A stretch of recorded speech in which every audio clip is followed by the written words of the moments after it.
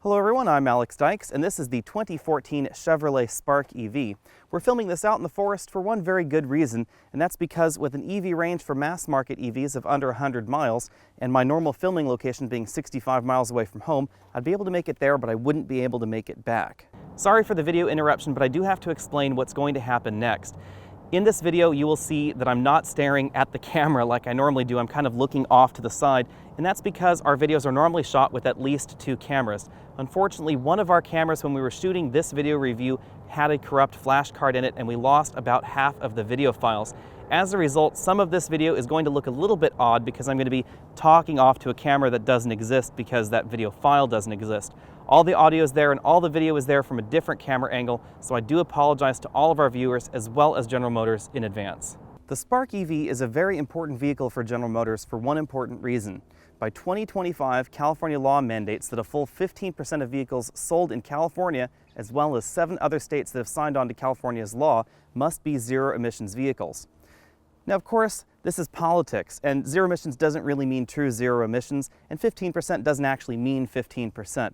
There are all these different ways that they calculate that number, but safe to say that a decent number of battery electric vehicles, gasoline electric hybrid vehicles that have a plug so you can plug them into the wall and charge that battery up at home, as well as hydrogen vehicles must be sold by that 2025 date, which is why you're seeing so many electric vehicles out on the roads, especially if you're in Los Angeles or in the San Francisco Bay Area. Although the Chevy Spark is relatively new to the United States, it's been sold in the gasoline-only form in the US for about a year or so.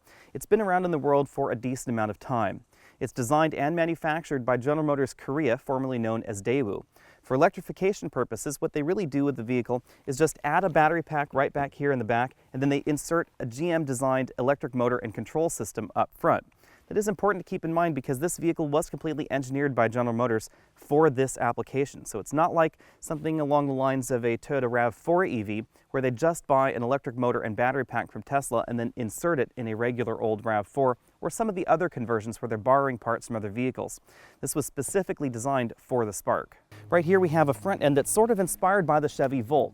The big thing to know up here is, unlike the Chevy Volt, we have no air intakes right here or right here. So these are just decorative pieces, the silver shield right here and the silver shield right here. The only part of this grille that actually acts as a grill is right down here at the bottom. And that's because electric motors don't get terribly hot compared to gasoline engines, so the cooling requirements are much, much lower. The Chevy Spark looks a little bit cartoonish, perhaps a little bit caricatured on the front end. It seems to be something that's difficult to get away from when you design a small car. Even the Fiat 500e looks a little bit cartoonish up front, although I think it's a bit more attractive than the Chevy Spark. One thing's obvious from the side view: the Spark EV is not a terribly big vehicle. While this is bigger than a Fiat 500e, and we most importantly have 4 doors, this is a decent amount smaller than a Nissan Leaf, and it's also a little bit smaller than a Honda Fit EV. The Honda Fit EV is lease only, so I'm not going to be focusing too much on it in this video, however. Out back, there isn't too much difference between the regular Spark and the Spark EV other than this little EV badge right here, the lack of an exhaust tip, and some mild aero treatment right there under the bumper to improve fuel economy. Overall, I found the Spark's front seats to be the least comfortable in this immediate set of competition. There are a few reasons for that. First off, the leatherette seat covers don't breathe terribly well, which is important in a vehicle where you don't want to use the air conditioning too much because that eats up your battery life. We also don't have a whole lot of lumbar support going on in the seat design or a very wide range of adjustability. You don't find electric seats in most EVs because they do consume power and they add weight to the vehicle, but I still would have appreciated a bit more seat adjustability range. We also have a steering column that only tilts, it does not telescope, so it is a little bit harder to find that ideal driving position. One nice touch is that the instrument cluster does raise and lower when you tilt the steering wheel. You can see it right there in the side. The Spark's rear seats are more comfortable than you might assume as long as you put these headrests in their most upright position. If you leave them down, they do hit you in a strange place in the back. I'm 6 feet tall and the headrest is hitting me in just about the right spot. It could be a little bit higher for my tastes, but we do have a decent amount of legroom back here. This front seat's adjusted for me at 6 feet tall. Do have about an inch of legroom left, and there is a bit of give in that seat back as well. We had a 6'5" passenger who had no problem sitting in this front passenger seat, and again, if I lift this headrest up, you can see that my knees are pretty close to that seat, but this is definitely doable for a lunch trip at work. Most importantly, there aren't 5 seats in the Spark EV, so this right here is just a single cup holder and a little tiny storage compartment. Not a whole lot of seating room going on in the Spark when you compare it to something like a Nissan Leaf, but this does fit people far more comfortably than a Fiat 500e. Let's take a quick look around the inside before we go out on the road. We do have height adjustable seatbelts for the driver and front passenger. Again, these are the leatherette seats, which is a nice way of saying vinyl. They do not breathe as well as leather or as well as the cloth seats available also in the Spark. We have hard plastics on the door as well as over on the dashboard. Remember that electric vehicles are often built to a weight, not necessarily to a price, although this is based on a compact car which is built to a price, so they happen to be a synergy right there. Hard plastic dashboard, hard plastic painted body colored trim right there, hard plastic right there. Decently sized glove box right there for an electric vehicle. Moving over to the dashboard, we have two vents right there. Passenger airbag warning right there. Down here we have our standard touchscreen radio. This is standard on both versions of the Spark EV. We'll go over more of that in a separate video along with the EV screens, which are controlled by this little button right here. Power button, because all Spark EVs are keyless go. They're not keyless entry, so you still have to use that key to unlock the doors, but they are keyless go. Because we're based on a regular old gasoline Spark, we still have the cutout right there where the key would go. Single zone automatic climate control is standard on all Spark EVs. This temp button right here allows you to turn off the temperature control in the system. So that's how you get just regular old vent air from the outside. As you turn that off, you don't change the temperature with that knob. Remember, EVs have to heat and cool the air, and heating takes an awful lot more energy than cooling air, strangely enough. So you're going to get your lowest range in the dead of winter when you're heating the cabin and it's really cold outside. Auto button right there, mode cycles through your various air outputs, fan control button right there, and then we have recirculate here. The system will automatically recirculate for maximum efficiency. Down here we have heated seat buttons because, again, heating a cabin requires an awful lot of energy, so it's cheaper to heat the seat than heat the cabin. We have our single USB input for that system, storage bin right there, two fairly large cup holders, Canon batteries going on right there, a more traditional shifter than you'll find in a number of EVs right here, so nothing funky going on, electric parking brake, we have a sport mode, doesn't really seem to change the behavior of the vehicle too much, and then we have our traction control off button. One word on the shifter is when we have it in low, what the system does is it increases the regenerative braking ability of the system. So it's really cranking up that regenerative braking almost to the maximum. So if you're in stop and go traffic, you can use low to recapture as much energy as possible rather than using the friction brakes. Although that does mean that your brake light is not going to be turning on when you're slowing down. Right back here we have a 12-volt power outlet. It's the second one in the vehicle. That other one is right up there by the USB port. Another storage cuppy, and then a single cup holder for the rear. The second cup holder for the rear passengers is right back there between the two rear seats. The EV version of the Spark gets this digital instrument cluster instead of the regular analog one that the gasoline Spark gets, and it is available in a few different layouts. So right here we have our maximum range at 110, minimum range at 73, and it tells you what the most likely range is going to be, and it's 92 right now. And then we can switch that to a regular battery meter. And on the other side, you'll see that we're switching between that acceleration-deceleration ball that we first saw in the Chevy Volt to a screen that actually shows you numerically how many kilowatt hours you're consuming, or sorry, how many kilowatts you're consuming. Right down here we have a trip computer, and then that is cyclable through a few different screens. We have tire pressure, vehicle messages, units. You can change that to metric. Information screen, which I think is a little bit useless. And then if you're using the OnStar navigation, this will give you OnStar navigation route directions right there. We do have standard OnStar in the Spark EV, but if you're using the Bringo navigation in that head unit that's right there in the center of the dashboard, it will not show you display navigation instructions right there. If we move out from there, you'll see that we are in the 2LT model, which has this nice leather-wrapped steering wheel. This actually is a great steering wheel. It's nice soft leather, feels nice to hold. We have our cruise control buttons over here, radio buttons over here with our volume buttons right down there.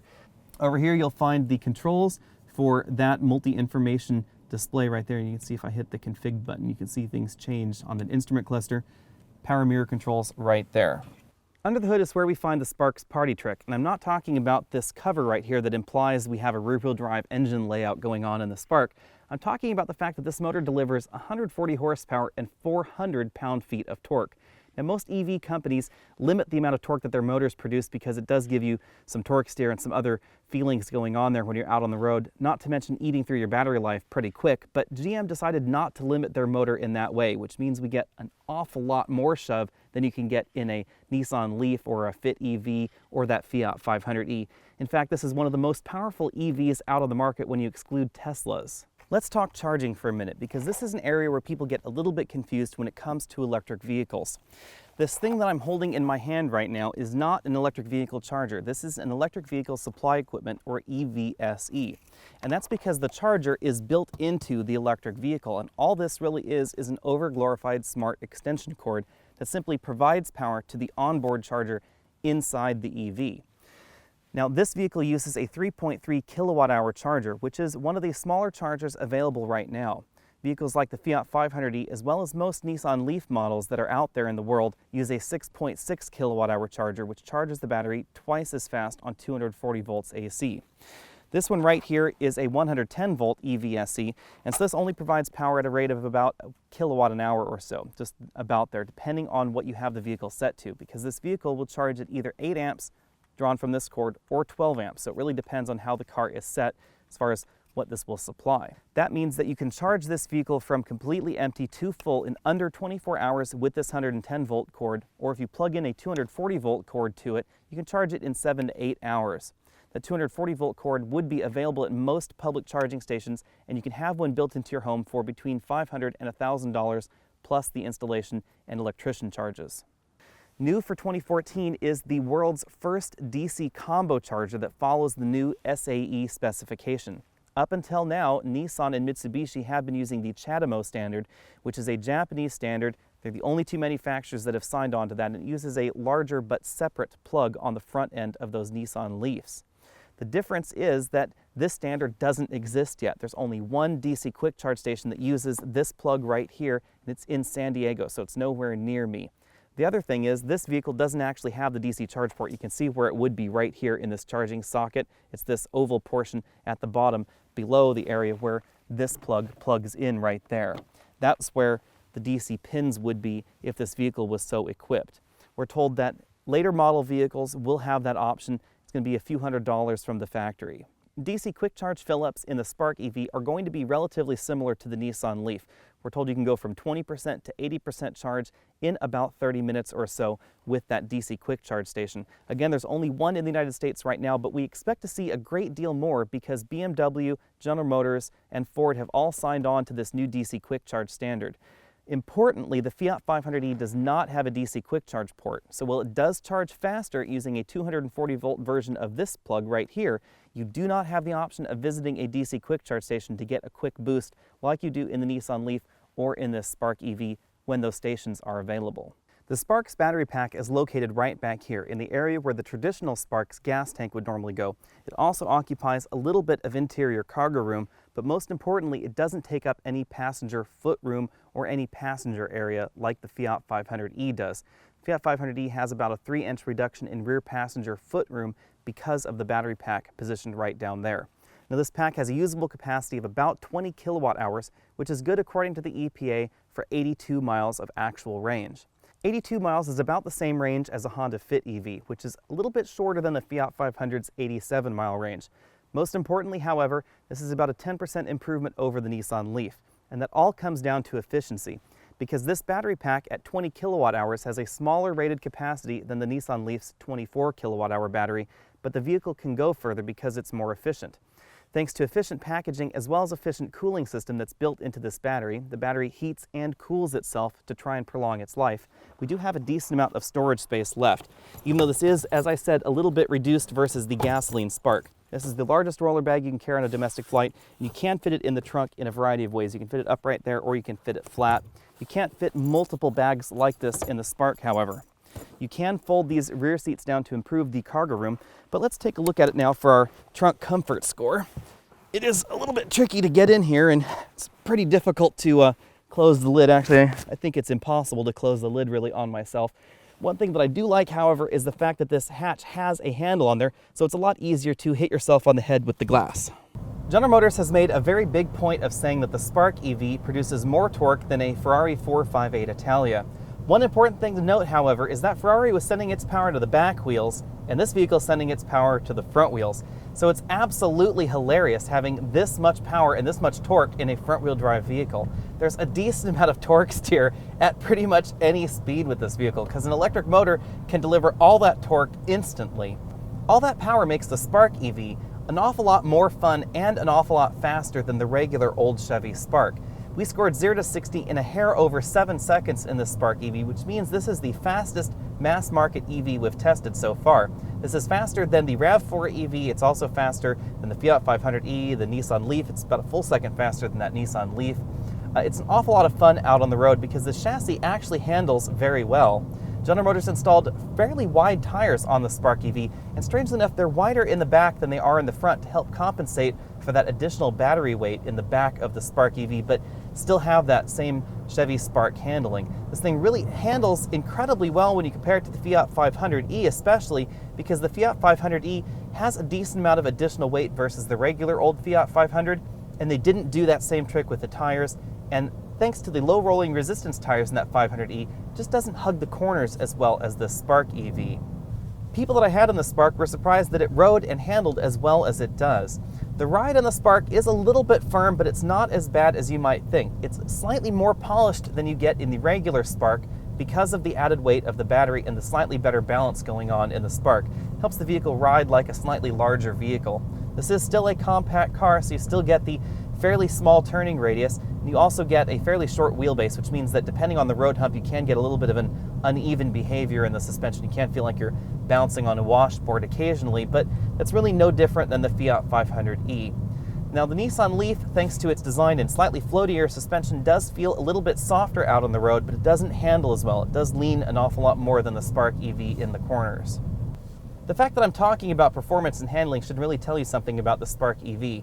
Most commuter cars aren't really about having fun, but the Spark EV is that kind of vehicle you can commute in, and you can also have fun on a winding mountain road if you so desire. Do keep in mind that having that fun on the winding mountain road will severely reduce your range.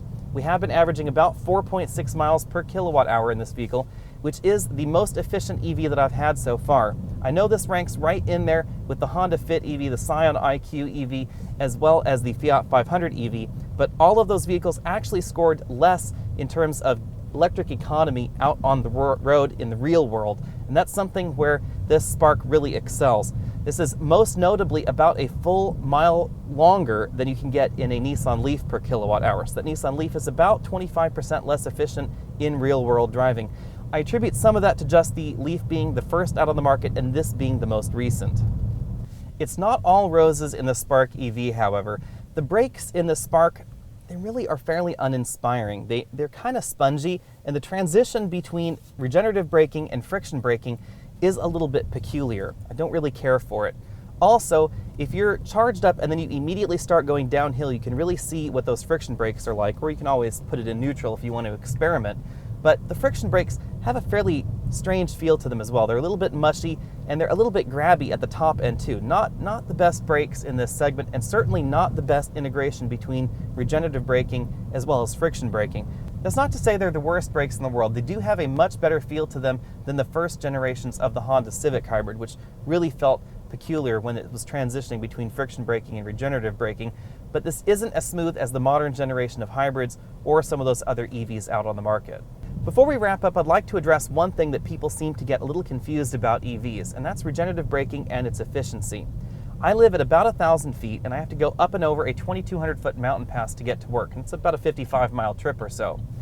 Now, after that 2,200-foot mountain pass, things plunge pretty sharply right down to sea level, and a lot of people assume that you would just recover all that energy from climbing the 1,100 or 1,200 feet up to the top on your way back down, and that's just not true. It took about 1.4 to 1.5 kilowatt hours driving the vehicle very gently to get up to that 2,200-foot mountain pass, but on the way down, I only regenerated about 0.4 of a kilowatt hour, so it still cost me 1 kilowatt hour to get up that hill. Now, admittedly, going down that downside of the hill, I didn't really expend any power. I actually gained power for that about 5 miles or so from 2,200 feet down to sea level, but it still won't net you the same amount that it took you to get up the hill. So that is very important to keep in mind when it comes to range. Range is very dependent on hills like that because that severely affects your fuel economy. When I'm going on my way to work, going up that 1,100 feet and then down the 2,200 feet, I averaged about 5 to 5.1 miles per kilowatt hour if I was driving it very gently. But even driving it very gently on my way home, the best I was able to average was a total of about 4.1 to 4.4 kilowatt hours, leaving my entire week with about 4.5 to 4.6 kilowatt hours. So if you're in flatland, you should expect even better economy out of the Spark EV, but if you're living in hilly areas, then be sure that your range is appropriate, because you really can't do a 75-mile journey in the Spark if a lot of hills are involved. It's going to be more like 50 to 60 miles. If I can pontificate for just one last moment, another thing to keep in mind about buying an EV is you need to know about where your power is coming from, especially if you're buying an EV for environmental reasons. If you're buying an EV in a state like Washington, Oregon, California, and New York, then it's likely going to be cleaner than your average Prius out on the road. However, if you're buying your electric vehicle in a state like Colorado, which is very coal heavy, or other states in the US where they use an awful lot of coal or an awful lot of oil, etc., in order to create power, then typically you're better off driving a Prius, because your actual emissions are going to be lower on that Prius than the total emissions related to that battery electric vehicle. Of course, that's excluding the cost of actually creating the batteries and any environmental harm in created batteries and shipping vehicles around, etc. I'm really avoiding that discussion because there are many, many different opinions on how big of an impact that really is. So I'm just talking about the actual operation of the vehicle and the overall emissions while the vehicle is operating. You really need to look into where your power comes from. If you have solar panels on your roof, something along those lines, then you're probably going to be okay, but it is something you need to keep in mind. General Motors has priced the Spark EV very aggressively for 2014. Things start out at $26,685 for the 1LT model. The 2LT model that we've been seeing here is $27,010. The reason there's so little difference between those two pricings is because there's very little difference between the two models. We get different wheels, we get a leather-wrapped steering wheel, and we get leatherette seats in the 2LT model, which is a fancy word for vinyl, and that's pretty much the only difference between those two models. You can lease this for $199 at the moment, according to General Motors, which is about the same as you can lease a Fiat 500e or a Nissan Leaf for. The down payment required on that Nissan Leaf lease is a little bit higher than what you have to pay on the Spark EV lease at the moment. The Spark EV lease is relatively similar to the Fiat 500 lease. Why do I keep talking about leasing and not buying? Well, that's because an awful lot of EV purchases seem to be leases these days, and all the good deals seem to be on those lease deals. Again, because they need to get people into these vehicles in order to get that 15% sales requirement in order to meet California state law. Lease deals may be a good thing for some EV shoppers, because if you lease your EV, then you don't have to worry about what happens to the battery pack after your 3-year lease is up. You don't have to worry about if that battery pack only has 80% of its life left or 60% of its life left, etc. You just send it back to the manufacturer and then you get another one. If you do want to buy your EV, then the Nissan Leaf does cost a decent amount more than the Chevy Spark. It's about $3,000 more or so, depending on the feature content. If you want it relatively similarly featured, then it's going to be more about a $4,000 or $5,000 increase over this vehicle. Even the Fiat 500e is more expensive than this, and the Honda Fit EV is lease only at the moment. This brings me very neatly to the question of, would I buy a Spark EV? No, I probably wouldn't, but I might lease one if I was really interested in getting in that carpool lane. You can look at these modern crop of EVs, especially in California and in the California metro areas, as how much you want to pay in order to get into the carpool lane. The real question is, how much is access to that carpool lane worth to you? And if the answer isn't about $300 to $400, when you wrap in all the costs of having a separate vehicle like a Spark EV in your life, as well as some of the fixed infrastructure costs of installing a charging station in your home, then the Spark EV really isn't for you. Again, I'm Alex Dykes, and thanks for watching our video on the 2014 Chevy Spark EV. Go ahead and click that bar at the bottom of your screen so you can be subscribed to all of our latest videos. Go ahead and comment on this video. Tell me what you liked, what you didn't like. You can also send me an email. The email address is right down there in that bottom bar as well, and we'll see you next week.